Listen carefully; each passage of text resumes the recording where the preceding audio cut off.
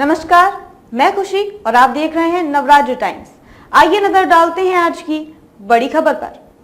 चंद्रयान 2 को जिस मोड़ पर आई थी समस्या, उसी डायरेक्शन में मुड़ने वाला है चंद्रयान 3। अब क्या होगा?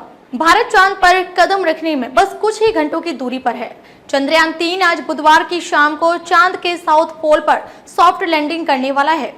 चांद की सतह पर अंतरिक्ष यान को नियंत्रित तरीके से उतरने को सॉफ्ट लैंडिंग कहते हैं।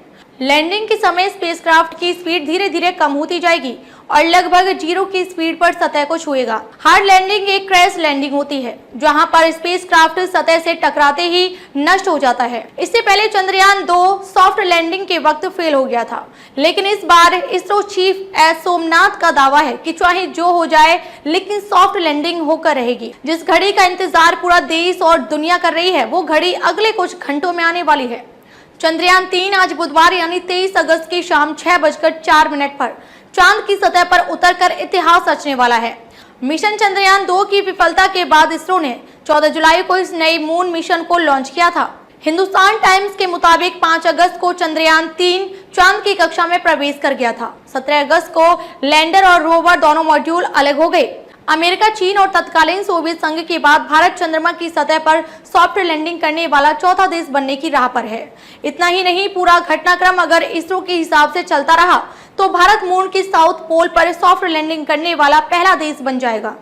स्पेसक्राफ्ट 30 किलोमीटर की ऊंचाई से 1.68 किलोमीटर प्रति घंटे की रफ्तार से नीचे उतरना शुरू करेगा और जब तक चंद्रयान 3 चांद की सतह पर पहुंचेगा, उसकी रफ्तार लगभग 0 हो जाएगी।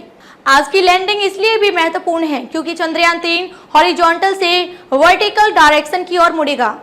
इसी जगह पर चंद्रयान 2 को समस्या का सामना करना पड़ा था। इसरो चीफ एस सोमनाथ के मुताबिक ऐसा होने की संभावना बेहद कम है। उन्होंने पहले ही कह दिया है कि इस बार चूक होने की कोई संभावना नहीं है।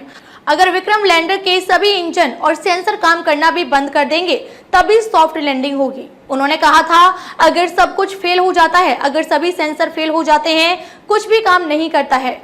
अगर सभी सेंसर फेल हो जाते हैं, कुछ भी काम नहीं करेगा, फिर भी ये यानी विक्रम लैंडिंग करेगा। इसे इसी तरह डिजाइन किया गया है, बेशर्ते प्रोपल्शन सिस्टम ठीक से काम करना चाहिए। हमने इस बार ये भी सुनिश्चित किया है कि अगर दोनों इंजन यानी विक्रम के इस बार काम नहीं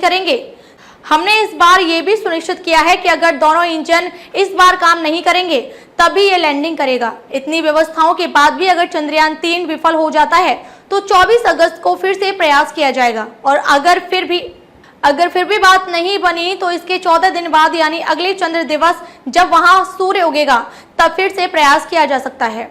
रोवर यानी प्रज्ञान लैंडर यानी विक्रम से निकलकर चंद्रमा की सतह पर उतरेगा।